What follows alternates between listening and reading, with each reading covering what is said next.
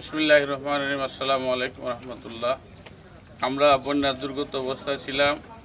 আমাদের বাড়িতে পানি ছিল, উঠানে আডু পানি, কোমর পানি ছিল। আমরা এক দুই তো না খাইয়ে থাকছি, সারাদিন এক খাইছি। ইসলামী হেলথ সোসাইটি তারা আমাদেরকে ত্রাণ সামগ্রী দিয়েছে, দেওয়ার কারণে আমরা অনেক সহায়তা পাইছি এবং আমরা খুব খুশি হয়েছি।